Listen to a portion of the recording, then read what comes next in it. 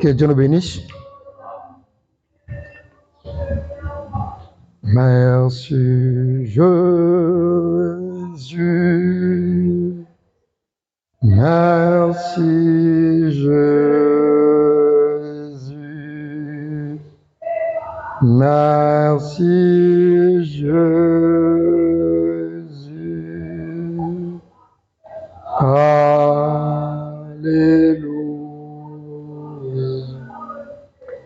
Merci Seigneur Jésus. Toi le maître des temps et des circonstances. Toi qui es au-dessus de toutes choses, au-dessus de toute puissance, au-dessus de toute force, au-dessus de toute énergie. Et tu es un Dieu unique, incomparable, celui qui est la source de toutes grâces. C'est toi qui as été identifié autrefois, étant Jéhovah Jireh, parce que tu avais pourvu dans le besoin de quelqu'un. Seigneur Dieu, tu as été le Dieu des prophètes, le Dieu des apôtres, le Dieu de tous les saints. Et ce soir, tu as aussi mon caractère appelé le Dieu de William Branham. Notre Seigneur et ton nom est le Seigneur Jésus-Christ. Seigneur Dieu tendre Père, si ce soir nous sommes réunis en ce lieu, ce n'est pas parce que nous manquons de choses à faire. Ce n'est pas parce que, Père de gloire, nous sommes plus que dignes que les autres. Mais c'est justement ta grâce qui nous a rassemblés en ce lieu pour accomplir l'écriture sur laquelle tu avais dit que là où deux ou trois vont se réunir, mon Créateur, à ton nom, à toi, toi tu seras mon Créateur au milieu d'eux. Et s'ils peuvent être de commun accord pour demander quelque chose en ton nom, toi tu le feras afin que le Père soit glorifié dans le Fils. Seigneur Dieu, avec ta présence qui est déjà ici avec nous, descends ce soir et manifeste-toi, car tu avais dit que Seigneur, oh Dieu, lorsque quelqu'un il vient devant toi, il ne peut pas repartir dans sa maison tel que mon Créateur, Père de gloire, il est venu. Voilà pourquoi, tendre Père, descends et accomplis l'écriture aussi qui disait que lorsqu'il faisait soir là-bas au commencement au jardin, toi tu descendais et tu avais mon Créateur communion avec l'homme. Descends encore mon Créateur ce soir et parle-nous mon Créateur comme un père. Il est en train de parler mon Créateur à ses enfants en accomplissant aussi l'écriture qui avait promis qu'au temps du soir, ça ne serait pas à un homme de prêcher ton peuple, mais toi-même tu descendras et tu parleras mon Créateur à tes enfants Jésus. Fais-le encore ce soir, enfin qu'on sache que mon Créateur tu es Dieu. Prends-moi tendre Père et mets-moi de côté. Car le prophète Branham il dit, les dons, c'est savoir se mettre de côté, afin que Dieu lui-même, qu'il puisse prendre mon Créateur la possession. Père de gloire, oh Dieu, bénis mon frère qui est venu, mon Créateur, contre Père de gloire. Nous pensons aussi à ceux qui sont encore, mon Créateur, en route. S'il y avait des choses qui pouvaient empêcher que ta présence soit palpable, oh Dieu, au milieu de nous, Père de gloire, peut-être à cause des iniquités, de nos erreurs, des choses que, Père de gloire, on a eu à faire et que le Saint-Esprit était attristé, laisse que tu puisses, mon Créateur, nous pardonner et de nous regarder au travers les sang de ton cher Fils, mon Créateur unique. Bénis tendre Père, la réunion de ce soir. Commence avec nous étant alpha, et si tu vas arriver à la fin avec nous étant oméga, on ne manquera pas de te dire, mon Créateur, merci. Nous croyons que tu l'as fait ainsi. Bénis tendre Père, la lecture de ta parole, Père de gloire. Sois au centre de tout, rien que pour l'honneur et la gloire de toi. Au nom du Seigneur Sauveur Jésus-Christ, le Dieu du Saint Prophète Branham, car nous t'avons ainsi prié, demandons avec foi. Amen. Lèvons-nous pour lire la parole du Seigneur.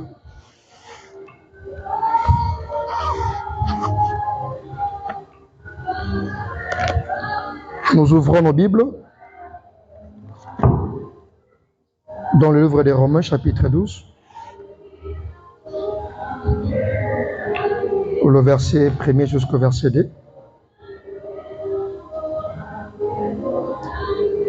Il est écrit, je vous exhorte donc, frères, par les compassions de Dieu, à offrir vos corps comme un sacrifice vivant, saint, agréable à Dieu, ce qui sera de votre part un culte raisonnable.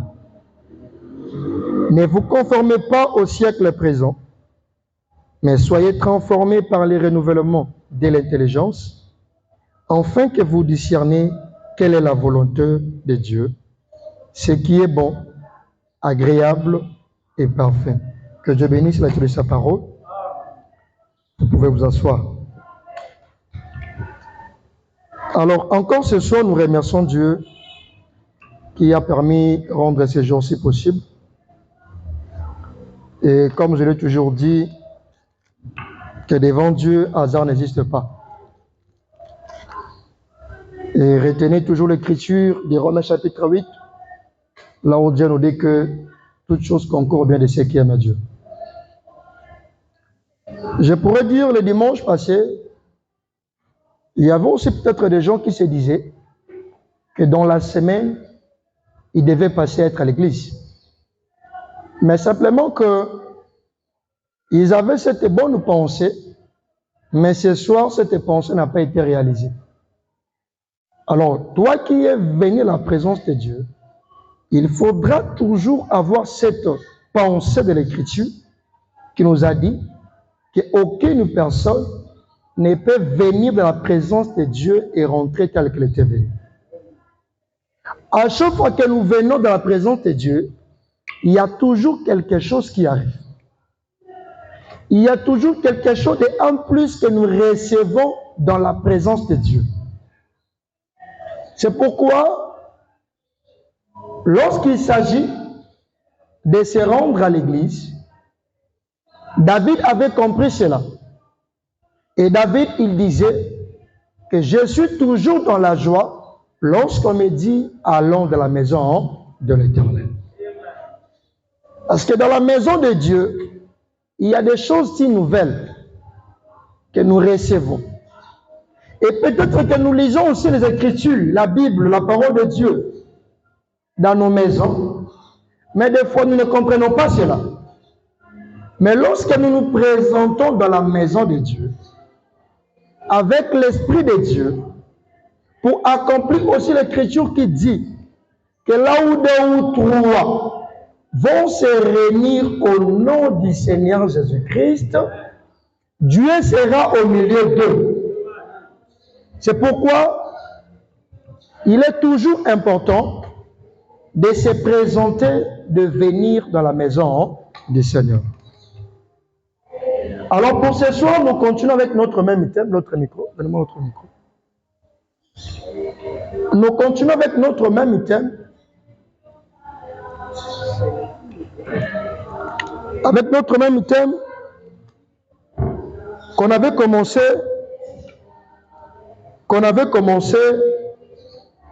depuis la semaine passée. Le thème c'est quoi? Le thème qu'on est en train de parler sur ça, c'est quel thème? Là,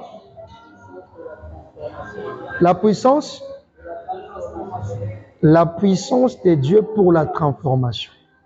Il faut toujours bien le dire comme ça parce que c'est une puissance, non pas d'un homme, mais c'est une puissance de Dieu. Alors je pense que c'est très important de toujours retenir le thème. C'est pourquoi, si Dieu te fait grâce, n'ayez pas toujours, quand tu viens à l'église, avoir ne fût-ce que votre stylo, votre cahier, ou encore aujourd'hui, la technologie nous a facilité beaucoup de choses. Avec les téléphones, on peut faire beaucoup de choses.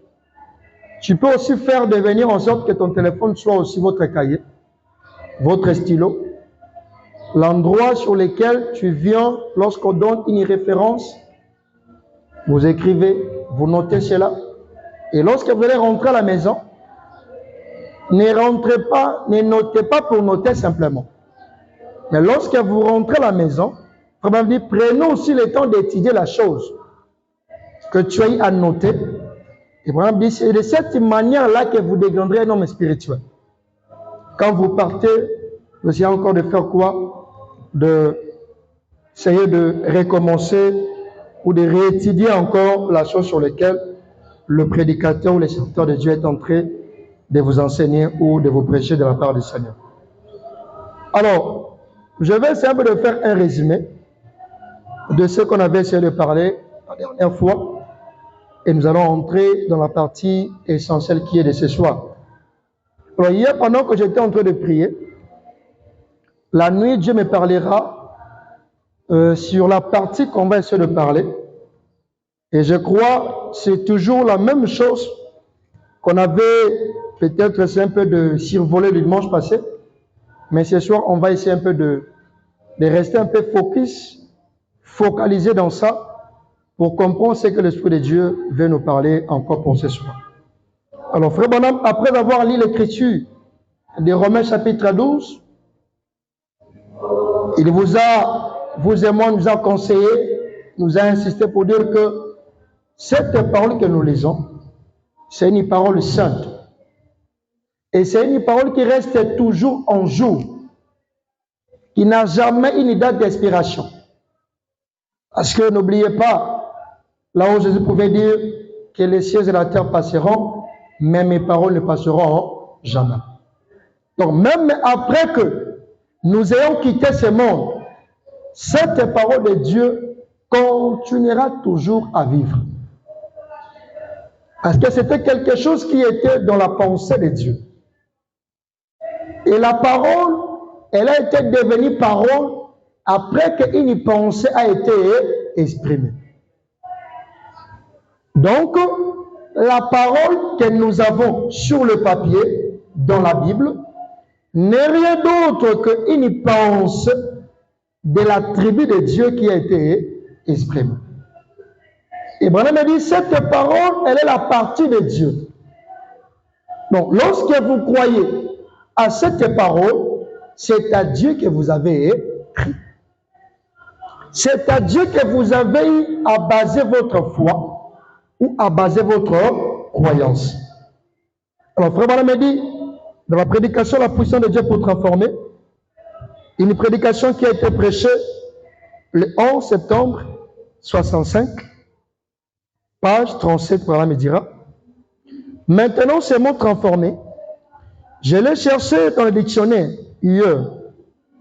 Là, j'ai presque perdu la notion du temps. L'heure où je devais être ici, pendant que je cherchais un sujet, et j'ai donc trouvé ce mot, ou plutôt ce texte, ce passage de l'Écriture. Et le dictionnaire dit que c'est quelque chose qui a été changé. Donc, transformé veut dire quelque chose qui a été changé. C'est d'être changé, transformé, devenu différent de ce qui c'était, dont le caractère et tout ce qu'il y a à l'intérieur a été changé ou transformé. Et maintenant, on va vous donner un exemple. Et j'aime toujours donner cet exemple. Parce que c'est quelque chose, pendant que je lisais la Bible, je n'avais pas si tombé dans le prophète qui a parlé. Mais déjà, j'ai parlé sur ça. Et c'était par rapport à Genèse chapitre 1er, le verset 1er jusqu'au verset 2. Là où il est écrit qu'au commencement, Dieu créa les cieux et la terre. Et la terre était informe et vide. C'est-à-dire la terre n'avait pas une forme. La terre n'avait pas l'essence. Et j'ai toujours dit, retenez que la terre ne pouvait pas croire. La terre n'avait pas une foi. Mais il est écrit, et Frère Branham aussi dans cette prédication, qui est la puissance de Dieu pour transformer, il va prendre cet exemple de la terre qui était informe et vide. Et Dieu était obligé de donner la forme à ce monde. Et Branham dit, remarquez, qu'est-ce qui a fait cela? C'était la puissance transformatrice de Dieu. Qui peut prendre quelque chose qui n'avait pas une forme, qui n'était pas considéré, à qui les hommes pouvaient mépriser. Mais parce que Dieu, il est censé tenir à sa parole. Mais parce que Dieu, il est souverain par sa manière de faire des choses, Dieu, pour nous montrer qu'en lui, il a aussi la puissance transformatrice, Dieu, il avait donné la forme à ces mondes. C'est pourquoi, dans le verset 3, il dira que la lumière soit et la lumière fit. Et Dieu, il sépara les ténèbres et le jour. Et cela est venu au moyen d'une parole qui avait été prononcée. Mais frère Branham me dit, remarquez, c'était dans la capacité de Dieu de prendre quelque chose qui n'avait pas une forme, quelque chose qui était semblé peut-être comme une monstre, comme quelque chose que les hommes ne pouvaient pas considérer, mais Dieu a donné cela une forme. Parce que Dieu savait que dans ce monde, même si les hommes pouvaient voir qu'il n'avait pas une forme dans ce monde-là, mais Dieu devait avoir son jardin. Mais Dieu devait avoir son fils qui devait vivre dans ce monde-là. Dieu devait envoyer son fils unique qu'il avait déjà prédestiné dès avant la fondation du monde pour venir mourir à la croix. Et il était cet agneau qui devait ôter le péché du monde. Et sans ce monde-là, l'histoire aussi de vous et moi, elle n'est pas aussi être racontée.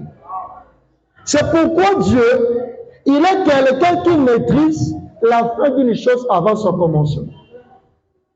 Il savait que derrière ce monde, malgré que ce monde était informe et vide, mais j'ai la capacité. C'est pourquoi Fourbana me dit, Dieu il peut parler, Dieu il peut écrire, et Dieu il peut lire. Et retenez que le prophète aussi nous a dit que Dieu ne peut qu'agir à la manière où toi tu peux le laisser agir. Si tu vois, si tu crois que Dieu il est plus que capable d'agir, d'accomplir, de te donner une forme, Dieu le verra. Ici d'abord, nous prenons ce qui est de la foi, nous mettons cela de côté. Le monde ne pouvait pas croire. Le monde ne pouvait pas croire. Ici, c'était une chose qui était au-delà de la capacité humaine. Et c'est là que Paul me dira que Dieu, il est spécialiste des choses que les hommes ne peuvent pas faire. C'était dans la spécialité de Dieu. Quelque chose qui ne peut pas croire. Quelque chose qui n'a pas une âme. Quelque chose qui était informe et vide. Mais Dieu pouvait donner la forme à ce monde. Et Frère me dit, et ce matin, je pense à Genèse chapitre 1er. Le monde était informe et vide. Et les ténèbres recouvraient la terre. Ce n'était rien d'autre qu'un chaos généralisé. Pendant que ce monde était dans cette condition, l'Esprit de Dieu se mouvait au-dessus des eaux. Et tout le tableau a été changé. Passant d'un chaos généralisé à un jardin d'Éden. Et il faut me dire, c'est ça la puissance transformatrice de Dieu. Elle peut prendre quelque chose qui n'est rien et en faire quelque chose de merveilleux. C'est ça la puissance transformatrice de Dieu. Cette puissance transformatrice de Dieu, elle peut prendre quelque chose qui n'est rien et en faire quelque chose de merveilleux. Quelque chose que les autres méprisaient, ne pouvaient pas considérer. Mais Dieu, par sa puissance transformatrice, elle peut prendre cette chose et la faire quelque chose de merveilleux. C'est comme Méphibosheth, lui qui était le fils de Jonathan. Jonathan, il était l'ami de David. Mais il y avait une loi en Israël. Et cette loi, c'était quoi? C'était que un handicapé n'avait pas le droit d'y entrer dans le palais royal. il ne pouvait pas accéder là-bas. C'était une loi et cette loi était respectée de génération en génération. Mais à cause d'une alliance que David avait fait avec Jonathan, Jonathan qui était son ami, mais David, il s'est souvenu de son alliance et il posera la question. Il ne reste pas ici dans cette ville, dans ce pays, un homme de la maison de Saoul, afin que je le fasse du bien à cause de Jonathan. Et la réponse était oui. Il y reste un homme qui est le fils de Jonathan, mais simplement qu'il est handicapé. Il ne peut pas marcher. Et la chose qui l'avait rendu ainsi, c'était quoi? Pendant qu'on était en train de fuir avec lui, il était tombé et il était devenu à cette condition-là. Et David dira, peu importe ce que la loi peut dire, mais à cause de l'alliance que j'avais faite avec Jonathan, je ferai grâce à Méphibosheth. C'est comme ça que la grâce de Dieu, la puissance transformatrice de Dieu, David qui était le type de Christ de Jésus-Christ, il va aller chercher Méphibosheth. Et la grâce lui a localisé.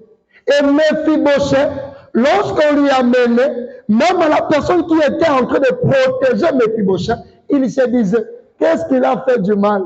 Cet enfant, il a fait quoi? Les hommes pensaient qu'on l'a mené pour le faire tuer, pour le faire du mal. Or, ils ne savaient pas que le moment était arrivé pour que Dieu puisse manifester sa puissance transformatrice dans la vie de Méphibosheth. C'est pourquoi, comme on a dit, par définition, quand on parle de transformer, c'est subir un changement. Et ce changement sera reconnu de tout le monde. Tout le monde constatera que celui-ci, il a été changé. Celui-ci, Dieu lui a visité. Celui-ci, il vit dans son époque. Celui-ci, il vit dans sa bénédiction. Pourquoi? Parce que nous voyons un changement dans sa vie. C'est pourquoi Méphibosheth, lorsque David lui a pris, il n'était plus le même. Il n'était plus le même. Parce que sa vie avait subi un changement. Et c'est comme ça que Frère Branham dit, nous devrions avoir cette pensée avec nous. Quelle est cette pensée? Qu'en Dieu, il y a une puissance qui peut aussi transformer. En toutes choses. Et cette puissance, vous ne pouvez pas la trouver ailleurs si ce n'est que en Dieu seul. Et Frère Branham dit, cette puissance aussi, vous pouvez la trouver dans les plans que Dieu avait créés. Parce que tout celui qui est sorti de Dieu en a aussi cette puissance-là. Frère Branham dit, tout ce que vous voyez, ce sont les fruits de la parole. Comme cette puissance, elle était aussi en Dieu, et que toi aussi tu es le produit de la parole, en toi aussi tu as cette puissance-là. Et ça ne demande pas une foi. Et Branham dit, c'est même dans le plante, même dans les semences, Dieu, il a mis ces puissances-là. Dans chaque semence, il y a une puissance que Dieu, il a mis à l'intérieur. Et tu ne peux pas demander à une semence de croire. Tu ne peux pas demander à une semence de croire. Parce que la semence en soi, il a été conçu de manière en sorte qu'il a une puissance en elle. Tu ne peux pas. Branham dit, la seule chose que la semence, elle est censée faire, c'est de suivre les canaux, le principe que Dieu avait déjà établi. Lisons le prophète. Frère Branham dit, dans la même prédication, page 40, il dit, Dieu peut écrire. Dieu a écrit les 10 commandements avec son propre doigt. Une fois, il a écrit sur le mur de Babylone avec son doigt. Une fois, il s'est baissé et a écrit sur les sables avec son doigt. Dieu peut parler, Dieu peut lire Et Dieu peut écrire. Dieu est la source de toute grâce et de toute puissance. Toute sagesse divine est en Dieu. Nous savons donc qu'il est le seul créateur qui soit. Il n'y a pas d'autre créateur que Dieu. Satan ne peut pas du tout créer. Il ne fait que perpétuer ce qui a été déjà créé. Mais Dieu est le seul créateur. Par conséquent, il a créé par sa parole. Il a envoyé sa parole. Ainsi, toutes les semences qu'il avait placées sur la terre, c'est par sa propre parole qu'il a formé. Toutes ces semences, car il n'y avait rien d'autre dont on pouvait tirer une semence. Il les avait placées et elles étaient sous les eaux. Il a simplement dit que ceci soit, que cela soit. Et Frère Branham continue. Il dit, maintenant, en 6000 ans, Dieu a planté toutes ces merveilleuses semences. Il a prononcé sa parole. Ça sera comme ceci. Cet arbre sera. Ceci sera. Tout était parfait. C'était merveilleusement bon. Et il a ordonné à chacun de ces semences d'être, de se transformer pour devenir la plante qui reflète les genres de vie que la parole de Dieu avait annoncé qu'elle serait. Si c'était un chêne, elle devait produire un chêne. Si c'était un palmier, elle devait produire un palmier. En effet, le grand créateur avait tout simplement envoyé sa parole. Et la semence parole était là avant que la vraie semence soit formée. Et c'est la parole qui a créé la semence. Vous voyez? Il a créé le monde à partir des choses qui ne sont pas visibles. Vous voyez? Il a créé le monde par sa parole. Dieu a tout créé par sa parole. 60. Et chaque semence était parfaite. Les palmiers, les chênes, l'herbe, les oiseaux et les animaux. Et chaque chose était dans un ordre parfait selon le commandement de Dieu. Frère Branham dit, ne change pas ta nature. Que chaque semence produise selon son espèce. Jeune, ne te pervertis jamais en papaye. Voyez, palmier, ne te pervertis pas à autre chose, mais que chaque semence soit selon son espèce. Et il avait observé au fil du temps. C'est la chose qui détruit beaucoup de choses aujourd'hui dans nos vies.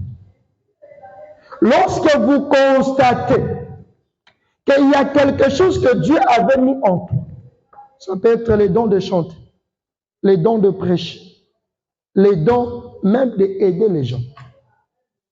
Les dons de la libéralité aussi, c'est un don. Quelqu'un pour donner à quelqu'un d'autre, Paul nous dit que c'est aussi un don. Il y a des gens qui ont ces dons-là. Les dons de la libéralité, de donner si facilement. Et cela, c'est pourquoi ce sont les reproductions de la parole que Dieu avait prononcée. Parce que chaque semence, elle est maintenant censée se reproduire selon son espèce. Et Dieu, comme Frère Branham vient de le dire, que dans chacune des semences, Dieu avait placé une puissance, une vertu sacrée que Dieu a mis dans chaque semence. C'est pourquoi ne cherchez jamais à prendre la place de quelqu'un d'autre. Si tu vois que tu as la main de Dieu sur quelque chose que tu fais, Frère Branham dit, restez là où Dieu vous bénit. Restez là où vous sentez que tu as la présence de Dieu avec toi. Restez là où tu vois que Dieu est en train de t'utiliser. Ne cherchez pas à prendre la nature de quelqu'un d'autre. Mais restez tel que Dieu vous a conçu. Restez tel que Dieu vous a conçu. N'enviez pas quelqu'un. Ce qui est là, c'est découvrir ce que Dieu a mis en toi. Parce que Frère Branham dit, tel que Dieu nous a créés, tel que Dieu nous a conçus, en nous, il y a quelque chose de particulier que Dieu il a dans chacun d'entre nous. C'est pourquoi moi, je ne serai jamais toi. Et toi, tu ne seras jamais moi. Toi, tu es toi et moi, je suis moi. Ne cherchez pas à copier quelqu'un d'autre. Ne cherchez pas à faire identifier ta vie avec la vie de quelqu'un d'autre. Mais fais plutôt l'effort d'identifier ta vie avec la parole qui est la semence de Dieu qui est en toi. C'est pourquoi Paul dit, nous sommes des lettres écrites par lesquelles le monde doit voir Dieu en nous. Et le monde verra Dieu en nous sur base de quoi? Sur base de la parole. Parce que le monde va nous juger sur base de la parole. Là, ils prétendent qu'ils sont des chrétiens, mais regarde le genre de vie qu'ils vivent. C'est-à-dire, ces hommes-là, ils nous jugent non pas par rapport à nos vies, mais ils nous jugent par rapport de la parole de Dieu. C'est pourquoi, quelque part, il nous a été dit que le monde attend de voir la manifestation des fils et des filles de Dieu. Et cette manifestation, elle est censée être conforme avec la parole de Dieu. C'est pourquoi restez tel que Dieu vous a conçu. Ne précipitez pas les choses. Allez lentement et sûrement. Dieu, il a prédestiné chaque chose selon son temps. Quand ton temps arrivera, tu ne forceras aucune chose. Parce que c'est le moment où Dieu doit manifester la semence qui était déjà en toi. Parce que Jésus-Christ nous a dit aussi qu'il arrivera un temps où sur lequel nous allons reconnaître chaque arbre par ses fruits. Il y a une période. Ce n'est pas chaque jour qu'on verra le fruit de un arbre. Non. Il y a une période déjà établie par Dieu, prévue par Dieu. Ça peut être quelle saison? On ne sait pas. Et vous verrez que lorsque cette saison, elle arrive, tu ne demanderas pas au manguier de donner le fruit. Non. Le manguier, il sait que c'est ma saison.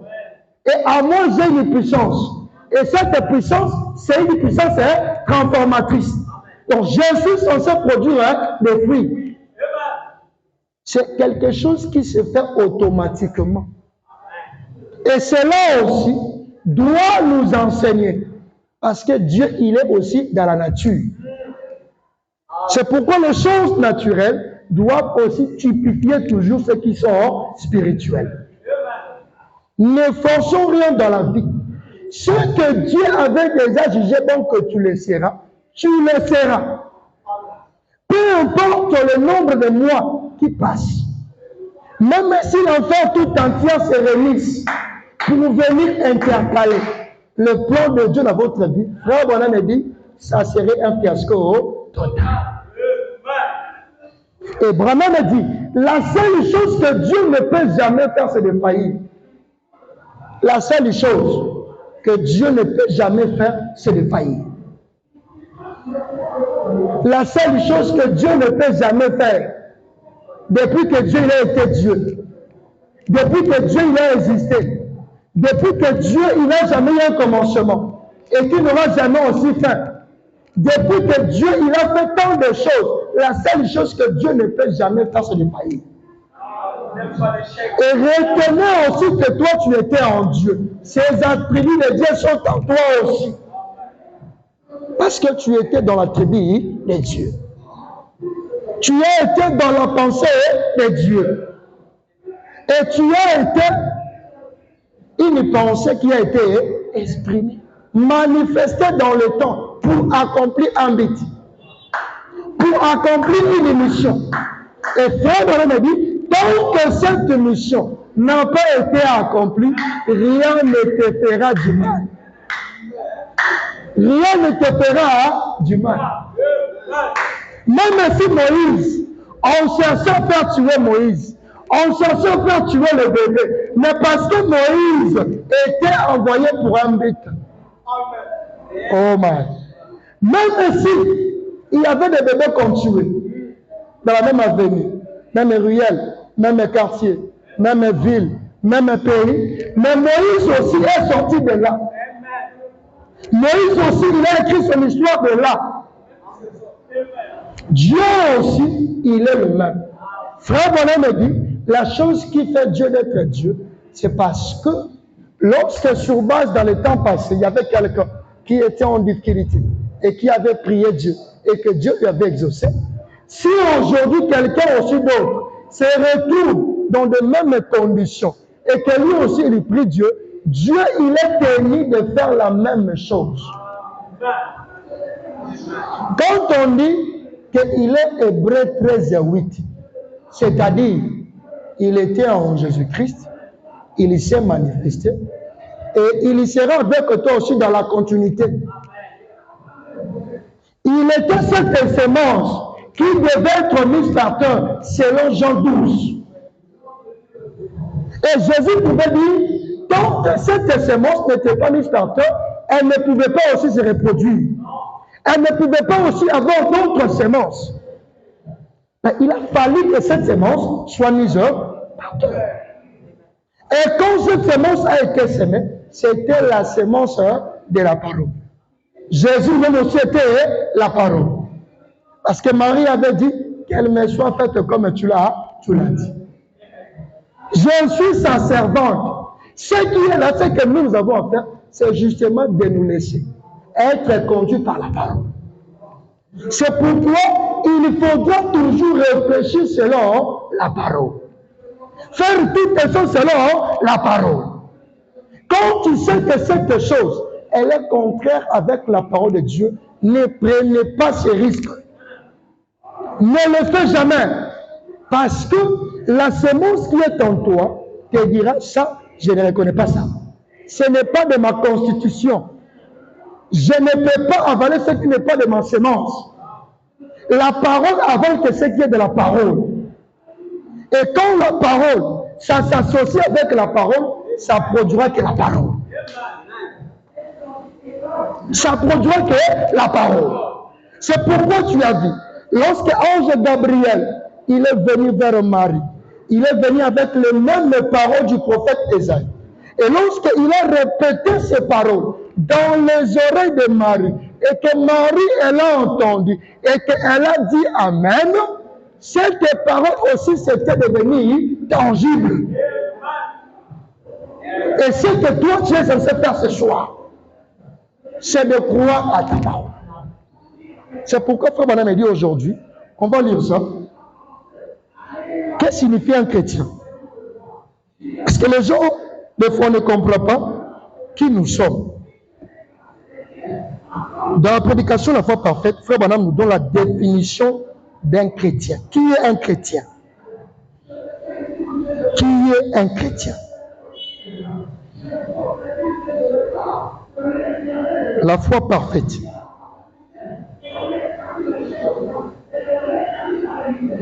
Paragraphe 64, 67, je crois.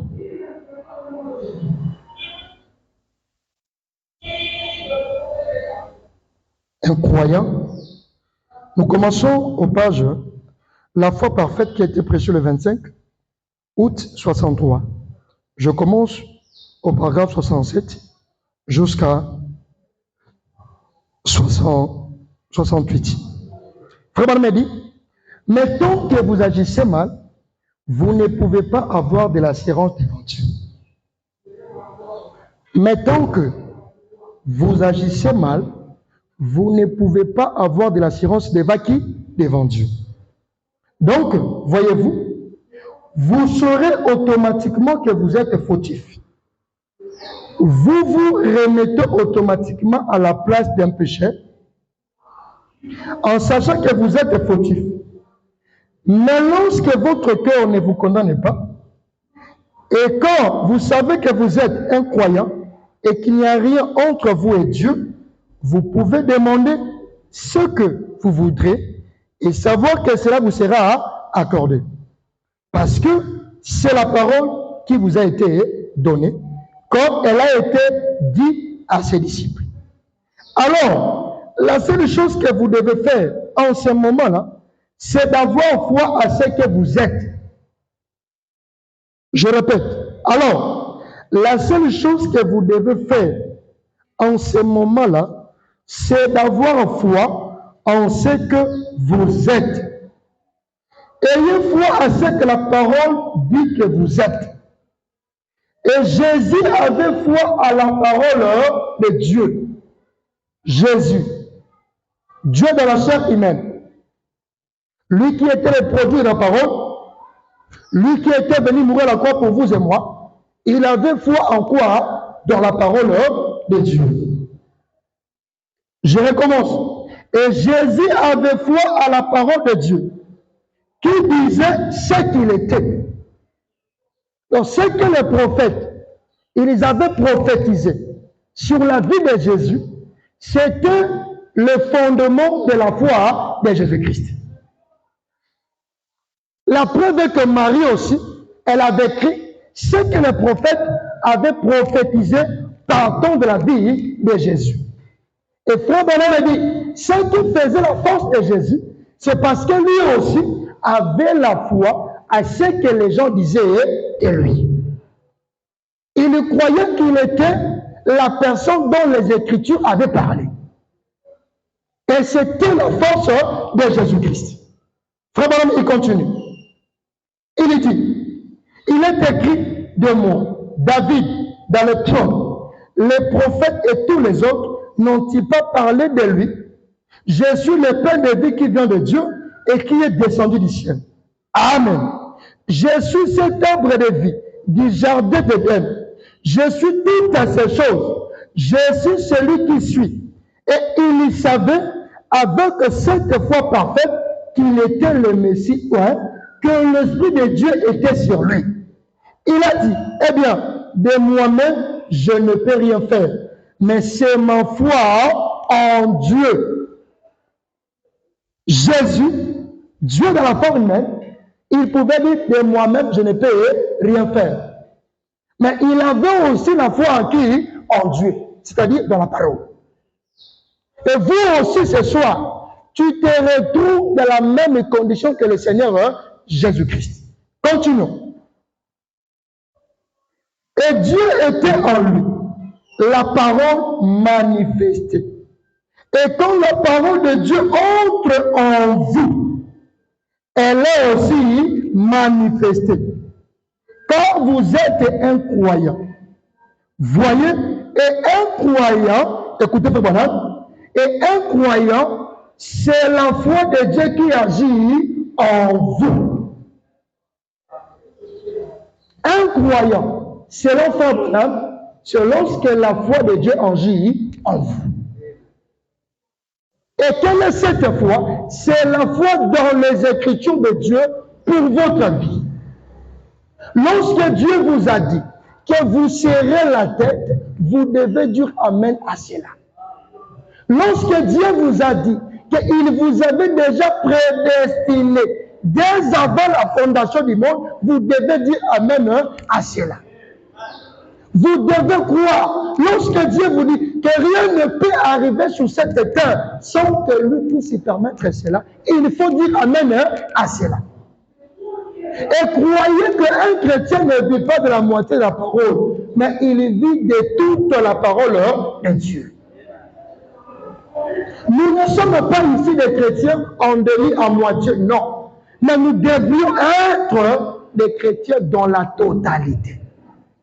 Et Frère Branham me dit, qu'est-ce que signifie un chrétien, un croyant? C'est lorsque la foi de Dieu agit en vous. C'est ça être un croyant. Lorsque tu manifestes la puissance de Dieu en vous, parce que toi aussi tu es la sémence de la parole. Si Dieu t'a protégé jusqu'à cet âge, ce n'est pas en vain. Et dans la prédication, l'absolu, Frère Branham nous dit Il dit que ce n'est pas en vain que Dieu vous a sauvé. Il dit, moi, Branham, ce n'est pas en vain que Dieu m'a sauvé. Et devant Dieu, hasard n'existe pas. Frère Branham a dit, il y avait beaucoup de hommes. Les gens qui étaient intelligents plus que nous, qui avaient des diplômes plus que nous. Mais pourquoi Dieu ne pouvait pas les choisir? Il voulait choisir vous. Parce qu'il a une mission à accomplir avec toi. Parce qu'il veut manifester sa foi en toi. C'est pourquoi vous devez avoir la foi en quoi? Dans les Écritures. C'est ça votre solide fondement sur lequel tu es censé te focaliser, abandonner et demeurer là. C'est pourquoi tu dis, si vous voyez ce que quelqu'un te dit, ce n'est pas la parole, ne croyez pas à cela. Ce qui est de la parole, retenez, je vous donne un secret. Ce qui est de la parole, parce que toi tu es le produit de la parole. Il se peut que tu lis, on vous lit quelque chose, ou on vous parle de quelque chose que toi tu n'as jamais lu. Mais tu vas voir que pendant qu'on vous dit ça, il y a quelque chose du fond de toi qui te dit c'est la vérité. Ce qui veut dire que la semence qui est en toi, elle reconnaît que ce qu'on est en train de te dire, c'est ça mon identité. C'est ma partie. C'est comme si quelqu'un qui a entendu son nom, même si vous êtes nombreux, vous êtes 10 000, vous êtes 20 000, mais lorsqu'on dit « Béni nos fous, j'ai entendu mon nom, je vais crier « Présent ».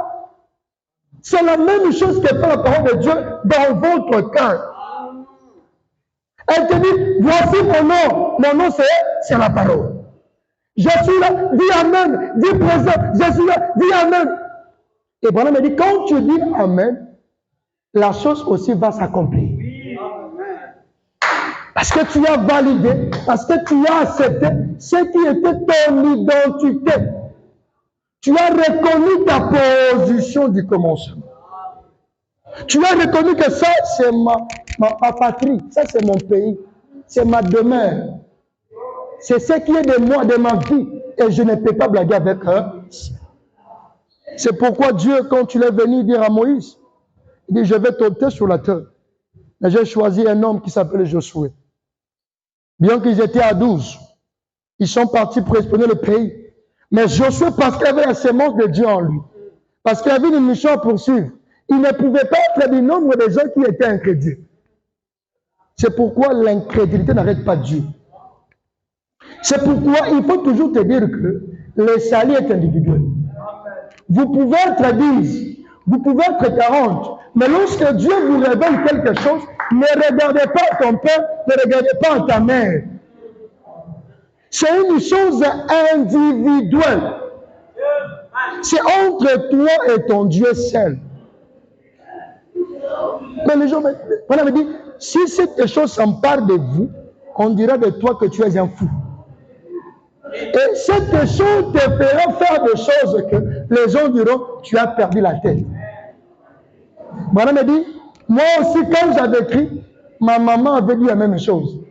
Ma belle-mère aussi avait dit la même chose. Mais moi j'étais accroché dans cette parole qui est mon absolu. J'étais resté attaché en Jésus-Christ.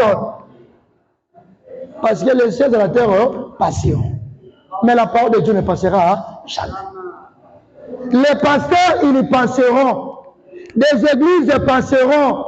Mais la seule chose qui ne passera jamais, c'est la parole de Dieu. Vous devez avoir foi dans la parole de Dieu. Vous devez la croire. C'est pourquoi il ne faut jamais vendre ta parole avec quelque chose. Ne fais pas l'erreur que Ésaü avait fait. Il a vendu son droit d'aînesse à cause de ce qui est à manger. Voilà un fils de Dieu qui brise la parole de Dieu à cause d'un bien passager. Un enfant de Dieu qui est en train de vendre son droit, son privilège à cause peut-être pour aller toucher des fétiches. Mais il ne sait pas que tout ce qui est un commencement aura aussi il est fait.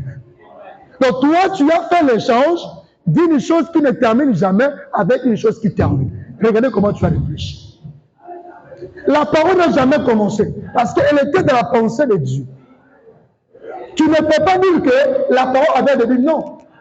Quand on dit au commencement était la parole, on a aussi dit la parole était avec qui? Avec Dieu. Donc quand Dieu était en train de créer, il était avec la parole. Et toi aussi tu étais là. Et voilà, me dit, ce n'est que la totalité de vous et moi qui font la grandeur, qui font la totalité et Dieu. Sans vous, Dieu, il est incomplet. La totalité de Dieu, c'est vous et moi.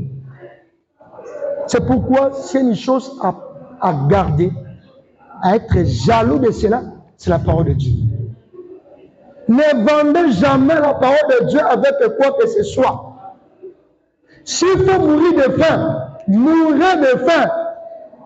Ne vendez pas la parole de Dieu. Parce que quand tu as la parole de Dieu, tu ne mourras pas aussi.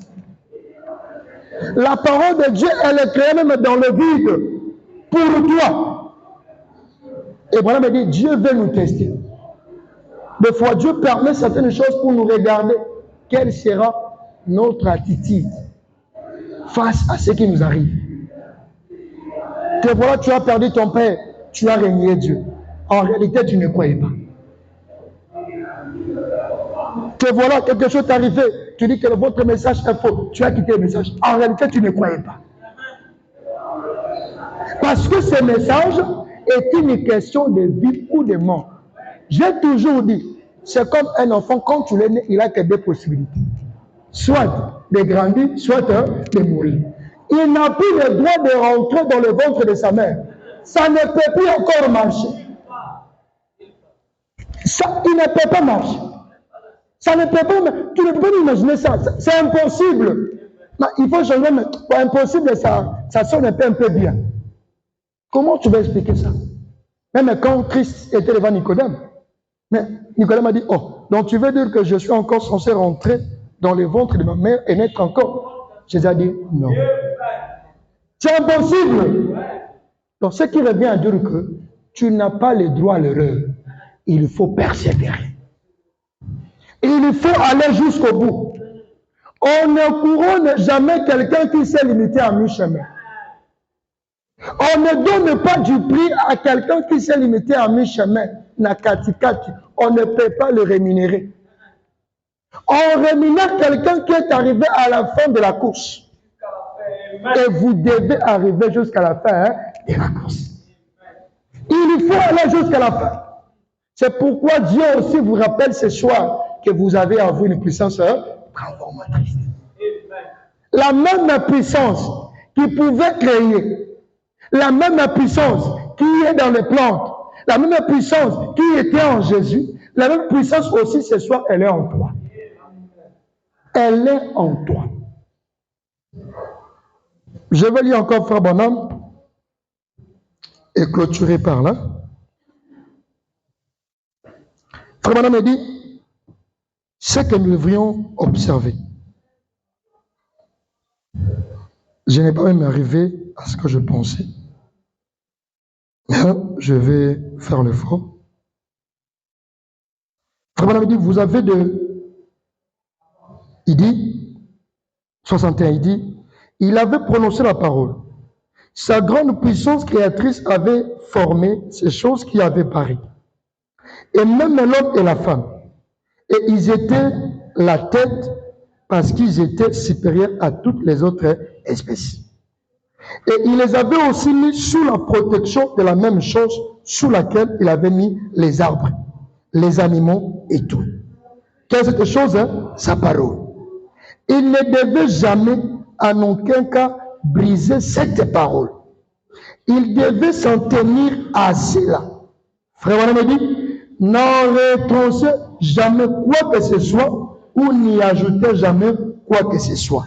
Vous devez vivre par cette parole.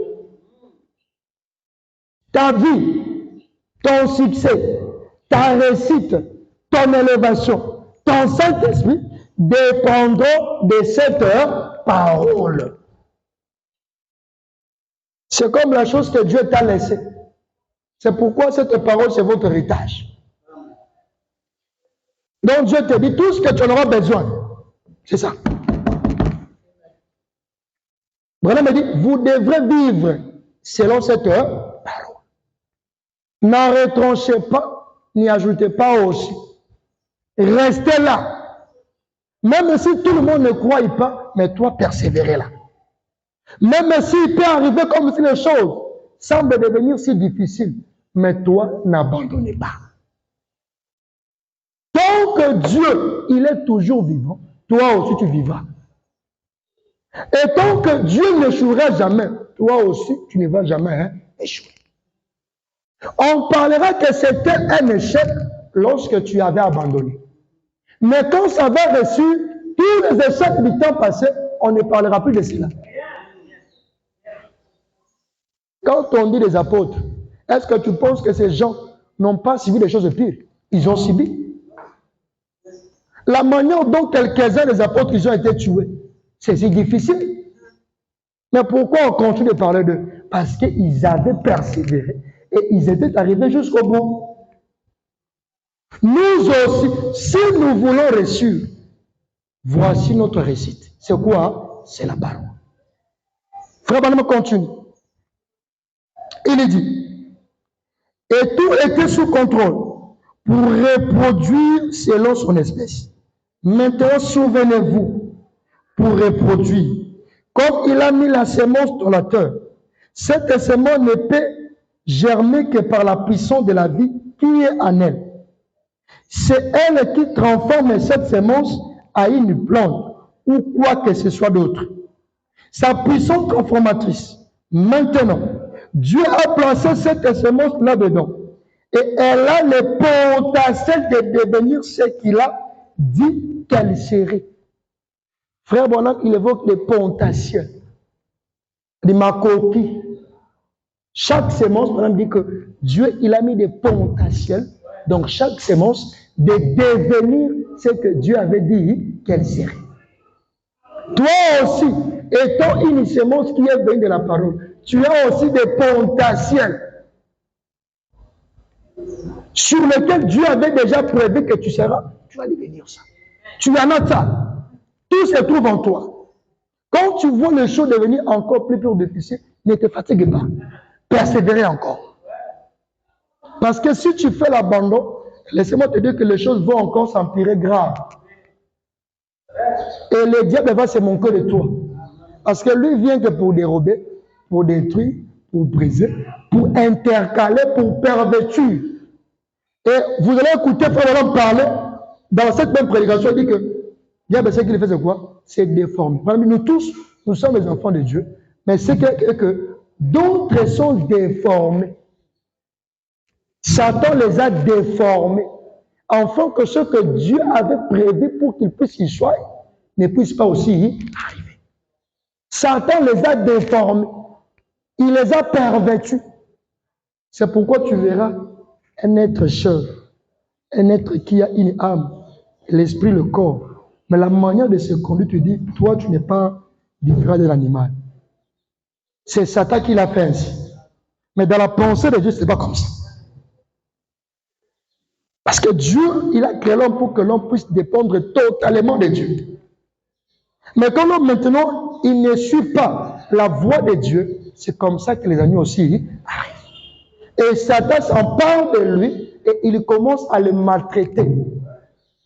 Fais un peu le constat. Regardez les gens qui croyaient Dieu et qui ont abandonné Dieu. Va voir leur vie. Ils sont devenus de plus malheureux dans la vie. Et des fois, ils ont honte. C'est pourquoi ce soir, si tu connais quelqu'un qui avait commencé avec Dieu et qui a fui, il faut aller le chercher. Le aider. Il manque à lui la confiance. Il se voit que de lui, rien ne peut encore ressortir. Or, Branham me dit, Dieu ne se répand pas de ses dons. Il a cette sémence en lui. La sémence aussi, c'est ce que Dieu avait mis en lui. Il a des potentiels, en fait, qu'il puisse devenir ce que Dieu avait déjà prévu qu'il puisse devenir. Peu importe. On va écouter, pendant cette prédication, il y avait un roi en Israël qui s'appelait Joas. Il fit un rétrograde. C'était parmi les descendants de Akab. Et Dieu les avait aussi maudits. Et à cause de cela, le royaume avait aussi été en train d'être dirigé par d'autres rois. Et Branham me dit que Joas, il était un rétrograde. Mais quoi que cela, Du moment où Joas s'était dit, est-ce que dans cet pays, dans cette nation, dans cette ville, il ne reste pas de prophète? Il n'y a pas de prophète ici. Dieu ne se répand pas de ses dons. Il a cette semence en lui. La semence aussi, c'est ce que Dieu avait mis en lui. Il a des potentiels, en fait, qu'il puisse devenir ce que Dieu avait déjà prévu qu'il puisse devenir. Peu importe. On va écouter pendant cette prédication. Il y avait un roi en Israël qui s'appelait Joas. Il fit un rétrograde. C'était parmi les descendants de Akab. Et Dieu les avait aussi maudits. Et à cause de cela, le royaume avait aussi été en train d'être dirigé par d'autres rois. Et Branham me dit que Joas, il était un rétrograde.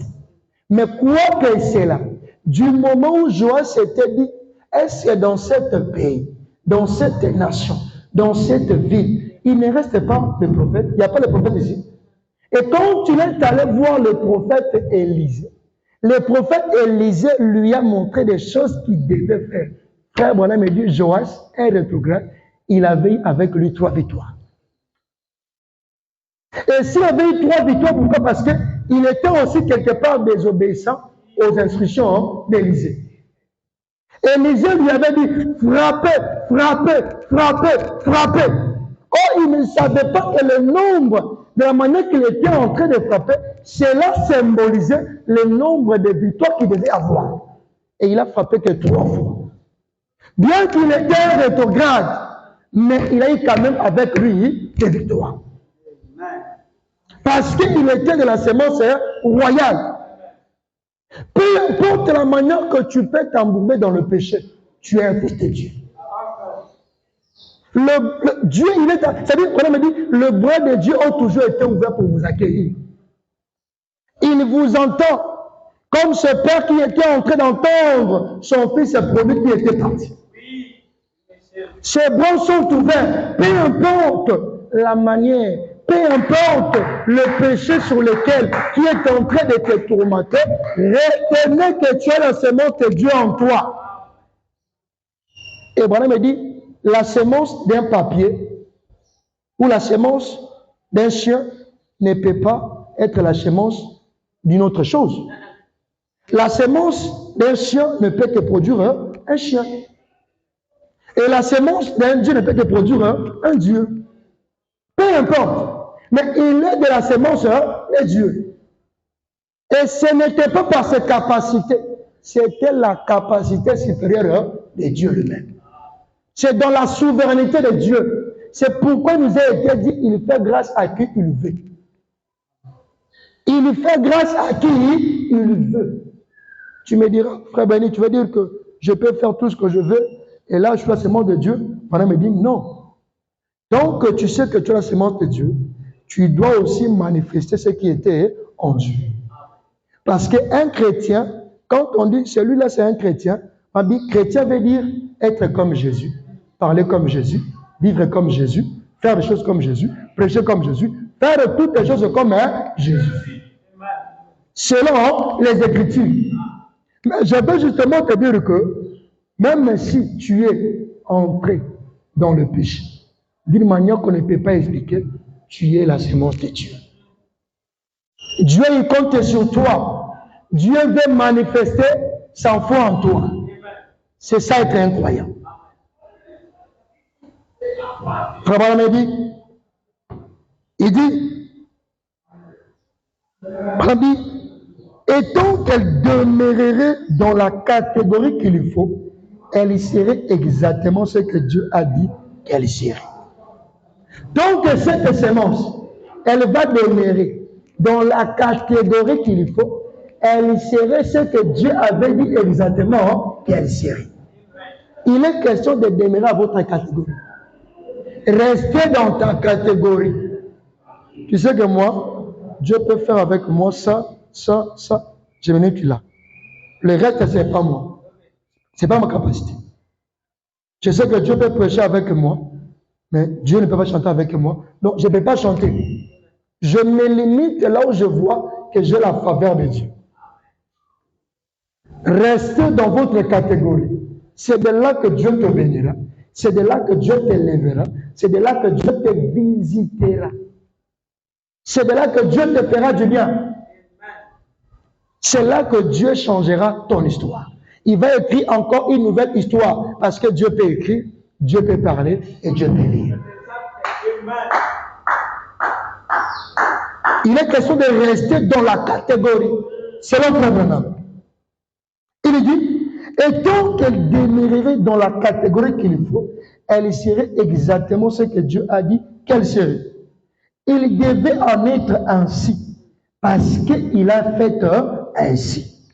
Et avait créé un canal.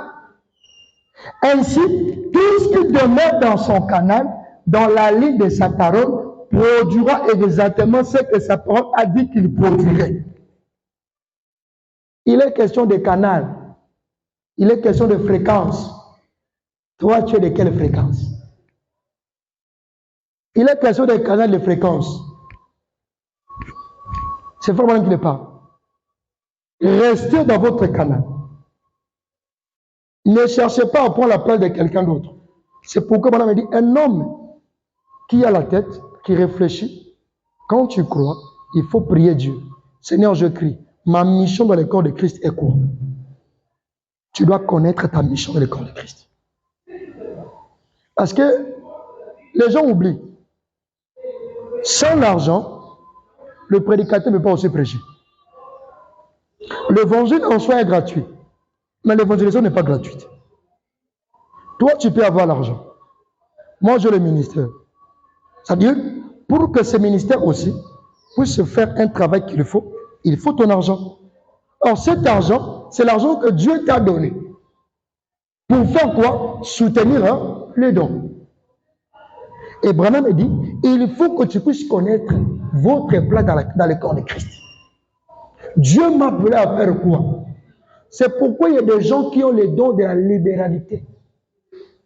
C'est-à-dire, ils sont nés comme ça. Dieu les a conçus comme ça.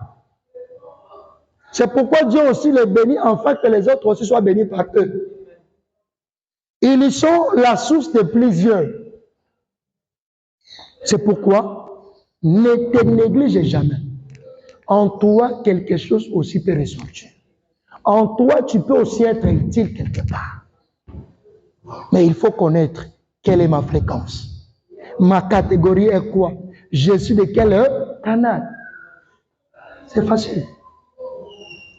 Il faut que tu reconnaisses cela. Demeurer là, dans la prière, dans le travail, la méditation, et tu verras que ce que Dieu avait déjà dit que tu le serais, cela va aussi. C'est simple. On ne s'embrouille que nous-mêmes. C'est si simple que ça. C'est si simple que ça. Hasard devant Dieu n'existe pas. Dieu savait qu'il a fallu croire ce message. Dieu savait qu'il a fallu que tu puisses quitter un pays pour venir ailleurs. Et vrai, Dieu le savait. Pendant que tes parents étaient en train de te mettre au monde, ils ne voyaient pas le futur. Moins encore, toi, tu ne maîtrisais rien. Mais ton Seigneur le savait. C'est pourquoi j'ai toujours caractérisé la vie d'un homme comme un film. Dans un film, nous avons un réalisateur, nous avons un acteur et nous avons des participants. Le réalisateur, c'est la personne qui maîtrise les choses. Et dans un film, on nous relate souvent l'histoire de quelque chose qui avait déjà existé. Dans une époque. Maintenant, le réalisateur, il va prendre cette histoire et il fera de ça un film. C'est lui qui maîtrise l'histoire. Et le réalisateur, il va même aller chercher le profit d'un acteur. La catégorie des gens qu'il va aimer, où il va que non, avec lui, ça peut passer, ça peut aller. Je t'ai choisi comme acteur. Toi, tu seras le participant. Mais c'est lui qui est derrière la caméra. Le réalisateur, vous ne le voyez pas, c'est Dieu. Il a l'histoire de votre vie. Il maîtrisait toutes les choses avant que toi tu viennes. Il connaît, il maîtrise même ton passé. Le jour que toi tu étais né, tu ne connaissais rien. Mais Dieu connaissait tout. Aujourd'hui, tu peux aller poser tes parents. Dis, papa, le jour que j'étais né, qu'est-ce qui s'est passé? Ils peuvent aussi oublier. Ils ne savent rien. Mais votre réalisateur, qui est Dieu, il maîtrise tout. C'est-à-dire, il maîtrise ton passé, il maîtrise ton présent et il maîtrise ton futur. Et Et c'est celui qu'on est censé faire confiance en lui. Parce qu'un homme est limité. Le pasteur, il est limité. Les diacres sont limités. Les administrateurs sont limités. Même les frères aussi, ils sont limités. Mais le seul qui est illimité à sa puissance, c'est Dieu. C'est pourquoi détruisez la confiance avec tout le monde. Mais n'osez jamais prendre les risques de détruire ta relation avec Dieu. Parce que si tu es un problème avec moi, tôt ou tard on peut arranger. Parce que quelqu'un d'autre peut venir pour dire que frère, asseyez-vous, on va arranger la chose. Donc, si tu as des problèmes avec Dieu, qui va arranger pour vous? Qui va arranger pour vous? La créature, il a eu des problèmes avec son créateur. Bon, dis mon frère, toi tu vas en faire encore quoi? Ça n'est fini pour toi. C'est pourquoi gardez toujours ta communion avec Dieu. Dieu t'a créé pour la communion. À la maison, méditez sur ces choses. Pensez à Dieu. Ne fais rien sans que Dieu puisse être à l'intérieur. Avant de faire quelque chose, il faudrait que l'intérêt de Dieu soit à l'intérieur. Dans le travail, à la maison. Aimez toujours que vous puissiez garder une très bonne attitude dans la présence de Dieu. L'épouse, les enfants, ils doivent rester en connexion avec Dieu. Parce que c'est un monde qui est bizarre. J'ai toujours dit aux gens, il ne sait pas que quand je finisse ici, vous écoutez qu'en rentrant, je perds la vie. Ça peut arriver. Ça peut arriver. Je ne suis pas le maître de ma vie. Je ne suis pas le maître de ma vie. En réalité, ce que vous appelez la vie n'est pas une vie. Ce que vous appelez la vie, ce n'est pas une vie. Vous écouterez les gens dire, laissez-moi me réjouir de la vie, parce qu'on vit qu'une seule fois. Mais écoutez, est-ce que la vie peut mourir? Est-ce que la vie en soi peut mourir? Comment ce qu'on appelle la vie, elle arrive aussi à mourir? Ce qui revient dire que ce n'est pas la vie, c'est la photocopie d'une véritable vie qui est quelque part. Et l'unique vie, ce n'est que la vie éternelle. Et cette vie, vous ne pouvez pas la trouver ailleurs. Moins encore dans une église, moins encore dans un homme, mais vous le trouverez en Jésus-Christ. Et qui est Christ? La parole. Et qui est la parole? C'est la chose qui vient au moyen des prophètes. La vie éternelle, pour la voir, pour la pratiquer, pour la vivre, vous pouvez que la voir dans la parole de Dieu. Ne retranchez pas cette parole. Ne la perdez pas. Ne faites pas ce qu'on appelle des trocs. Ne faites pas échange de cette parole. Même si tu sens que ça ne marche plus, tu es essoufflé, n'abandonnez pas. Ne trahissez pas votre foi. Ne gâchez pas votre CV devant Dieu. Moïse, il était désespéré. Arrivé en Éthiopie, arrivé là-bas lorsqu'il a fui l'Égypte, il était désespéré, étant qu'un homme fatigué. Là, j'étais aussi avancé. Mais Dieu, il avait dit, peu importe son âge qui avançait, j'ai un problème avec lui. Il a été quelqu'un qui a envoyé sur la terre avec une mission précise. Et Moïse veut dire un libérateur. Tant qu'il n'a pas encore accompli ma mission, Moïse ne pouvait pas mourir. C'est pourquoi même pendant qu'il fuyait là-bas, Dieu lui a ramené. Il dit, tu dois rentrer. Mais cette fois-là, parce que Moïse a rencontré Dieu. Et voilà, me dit, Moïse, qui avait fui l'Égypte comme un lâche, cette fois-là, il y rentre comme quelqu'un qui était convaincu avec un simple bateau. Il dit, j'ai le contrôle de l'Égypte. Pourquoi? Parce qu'il n'était plus le même. Une puissance avait été rendue manifeste dans sa vie. Et ce n'était pas ailleurs, c'était en lui. Dieu lui a révélé la conscience. Il dit, mais Moïse, qui a créé la bouche? Alors que Moïse avait la bouche. Et moi, je suis quelqu'un qui bégaye et tout. Mais qui a créé tout ça? Qui a fait tout ça? C'est moi, Dieu. Et lorsque Dieu il a commencé à parler avec lui, à réveiller sa conscience. Comme je parle aussi avec vous ce soir, ta conscience aussi doit se réveiller. Connaître que tu as la responsabilité. Derrière toi, il y a des hommes qui doivent être sauvés. Il y a des gens qui doivent être sauvés. Imaginez-vous un Moïse qui est allé mourir en Éthiopie, alors que les enfants d'Israël, ils entendent de Moïse en Égypte. le libérer. Donc, sans Moïse, on ne pouvait pas aussi avoir l'histoire des enfants d'Israël. Vous ne pouvez pas raconter l'histoire des enfants d'Israël sans parler de Moïse. Il faut qu'il soit là. C'est comme ça que Dieu avait tracé dès avant la fondation du monde. Et il s'agit aussi de même avec toi. Tu as une histoire particulière avec Dieu. Dieu n'a jamais été en retard. Dieu n'a jamais aussi été en avance. Il n'a jamais été en retard. J'ai vu chez nous en RDC quelqu'un qui est devenu Premier ministre en RDC à l'âge de 70 et quelques. Ministre et Premier ministre. C'est quelqu'un qui était incapable même de prendre soin de sa famille de foi. On nous raconte qu'il était en train même d'emprunter des pains pour manger. Le pain. Il t'a des femmes pas. Mais, aux dernières minutes, Dieu a changé son histoire. Premier ministre, aujourd'hui, même la parcelle sur laquelle il était en train de louer, il a acheté ça. Vous voyez comment Dieu il fait des choses? Pour dire que tant que tu vis et que tu sais que je suis en Jésus-Christ, Dieu changera mon histoire. Restez positif, que la négativité ne puisse pas accompagner ta vie. Restez un homme qui est toujours positif.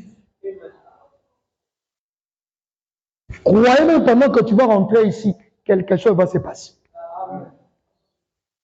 Si tu étais venu ici avec une requête, avec un souci, avec un besoin, pour que Dieu puisse prouver que les choses qu'on a dites ici, ce sont des choses véridiques et réelles, Dieu va faire quelque chose.